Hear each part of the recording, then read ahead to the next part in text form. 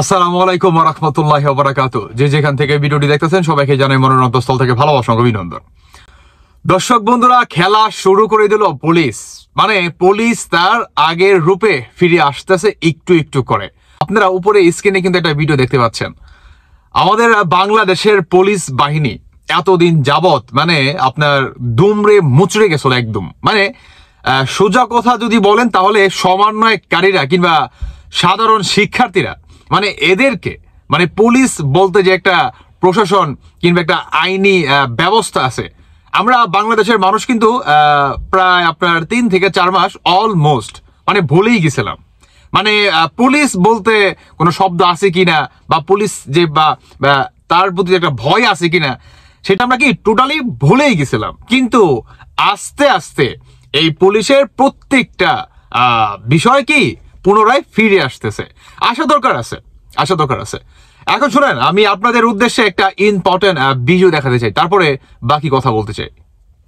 আজকে আপনারা যারা যারা আমার লাইভ দেখেছেন হয়তো তারা বুঝেছেন, এই মুহূর্তে আমি একটা সেভ হাউসে আছি। আমি জানি না আজকে রাতটা আমি বাঁচবো কিনা। যদি বেঁচে থাকি তাহলে অবশ্যই আপনারা দেখবেন আমার শরীরের কন্ডিশন খুবই খারাপ। আর ওখানে ফতোয়ালোতে যখন আমি বক্তৃতা শেষ করলাম, বক্তৃতা দেওয়ার পরে আমি ঢাকা বিশ্ববিদ্যালয়ের দিকে যাচ্ছিলাম। অলরেডি মেট্রোতে আমি চলে আসছিলাম।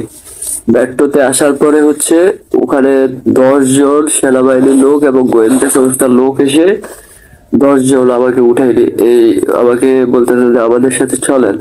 এরপর আমাকে নিয়ে গেল, অনেক তর্ক বিতর্ক করার পরে ওরা আমাকে নিয়ে গেল ঢাকা শহরে। 1 ঘন্টার মতো আমাকে এলোমেলো ঘুরাইছে, আমাকে মারান। আর এখানে বলতেছে যে আজকে ওখানে নিয়ে তোকে শুট করবো, ওইখানে নিয়ে তোকে হ্যান করবো ত্যান করবো। অনেকে বলতেছে যে আমার কাছে এক্সট্রা ম্যাগাজিন আছে, ওরে শেষ করে দিব। ওদের বস ফোন দিছে, ফোন দেওয়ার পরে ঢাকা শহরে ঘোরার পরে আমাকে আবার ফতোয়ালোর অফিসে নিয়ে গেল। যখন ফতোয়ালোর অফিস থেকে লোকজন সরে গেছে তখন ফতোয়ালোর অফিসে ওখানে তারপরও কিছু লোক ছিল, সবাই দেখছে। ফতোয়ালোর অফিসে গ্রাউন্ড ফ্লোরে আমাকে নিয়ে গেল। নিয়ে যাওয়ার পরে সেম ভাই, ফতোয়ালোর গ্রাউন্ড ফ্লোর পার্কিং যেটা আছে এটা সেম একদমই আয়নাঘরের মতো ভাই। আয়নাঘর যতটুকু শুনছি আয়নাঘর থেকেও ভয়ঙ্কর। ওখানে নিয়ে যাওয়ার পরে প্রায় 10 জন সেনাবাহিনী এবং গোয়েন্দা সংস্থার লোক আমাকে কুকুরের মতো পিটাইলো, কুকুরের মতো একদম ভাই, কুত্তার মতো আমাকে পিটাইছে, কুত্তার মতো। বলতেছে যে তুই এই সরকারের বিরুদ্ধে বলিস। আমি বললাম যে ভাই, এই সরকারকে আমি রক্ত দিয়ে বসাইছি, আমি কেন এই সরকারের বিরুদ্ধে বলবো? এবারে আমার ফেসবুক চেক করে দেখলো যে না, হ্যাঁ আমি প্রতিটি আন্দোলনের সাথে ছিলাম, প্রতিটি ক্ষণ মুহূর্তে আমি ছিলাম। এরপরে আমাকে বলতেছে তাইলে তুই ঠিক আছে আন্দোলন করছিস, এখানে কেন আসছিস? আমি বলছি যে আমি বৈষম্য বিরোধী ছাত্র আন্দোলনের সাথে যুক্ত, যার কারণে বিভিন্ন ন্যায়সঙ্গত যৌক্তিক দাবির সাথে আমি একমত পোষণ করার জন্য আসছি। এখানেও আমি একমত পোষণ করার জন্য আসছি। আমাকে একদম কুকুরের মতো পিটাইছে ভাই। আচ্ছা শুনেন, অনেকেই তো দেখলেন। আমি আসলে ছোট্ট করে ভাই একটা কথাই বলতে চাই। এই ছেলেটা দীর্ঘদিন ধরে কিন্তু কথা বলে আসতেছে। মানে তিনি আপনার এই ঘটনার পর থেকে তিনি অনেক ভাইরাল। হ্যাঁ, ওনাকে মোটামুটি সবাই চেনে এই পোলাটাকে। দেখেন, আমি ভাই ছোট্ট করে কিছু কথা বলি। হ্যাঁ, সেটা আপনার প্রথমত বাংলাদেশে বর্তমান যাই কিছু মানে ঘটুক না কেন সবকিছুই কি ঘটাচ্ছে আওয়ামী লীগ। মানে এই শব্দটা কিন্তু আমরা এখন পর্যন্ত উচ্চারণ করতেছি, এখন পর্যন্ত ইনস্ট্যান্ট, এখন পর্যন্ত কিভাবে আপনার শুরুতে কিন্তু আপনাদের পুলিশের একটা ফুটেজ দেখাইছি, কেমন যে পুলিশ তার আগের রূপে ফিরে আসছে। মানে আগের রূপে বলতে কি, মানে পুলিশকে আপনার রাষ্ট্র যে দায়িত্ব দেওয়া হয়েছে সেই দায়িত্বেতে তিনি ফিরে আসছে। তো এটাতে এখন বাংলাদেশের সাধারণ জনগণ কিংবা সাধারণ শিক্ষার্থীরা, বিশেষ করে আপনার সহ সমন্বয়ক বা আপনার উপরের লেভেলের সমন্বয়ক কিংবা কেন্দ্রীয় সমন্বয়ক যে বাজার আছে, সাধারণ শিক্ষার্থীদের থেকে শুরু করে সব প্রত্যেককেই তাদের একই বক্তব্য যে আওয়ামী লীগের দূষর এরা, আওয়ামী লীগের শেখ হাসিনার বা স্বৈরাচারের দূষর এরা আওয়ামী লীগের হয়ে এখন পর্যন্ত কাজ করে যাচ্ছে প্রতিনিয়ত। আমার কথা ভাই, আওয়ামী লীগের তো অস্তিত্ব নেই বাংলাদেশে, কারণ আপনারা প্রতিটি সেক্টরে আপনারা বসে আছেন, প্রত্যেকটা সেক্টরে তাই না?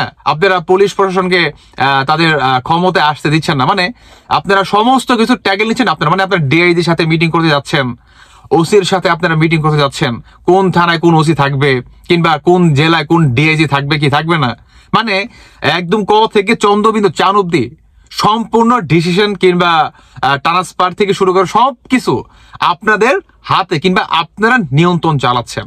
তাহলে আজকে যে ঘটনাটি ঘটলো কিংবা পুলিশ যে আপনাদেরকে এইভাবে করলো, শায়েস্তা করলো, এটার জন্য কোন অ্যাঙ্গেলে আওয়ামী লীগ দেয় কিংবা শেখ হাসিনা দেয় কিংবা এটা শেখ হাসিনা ঘটাইছে বলেন তো?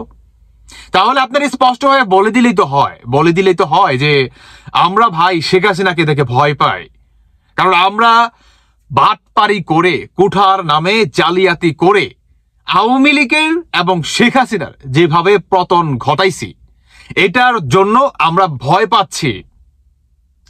পাচ্ছি যে পুনরায় নাকি আবার আওয়ামী লীগ ফিরে আসে।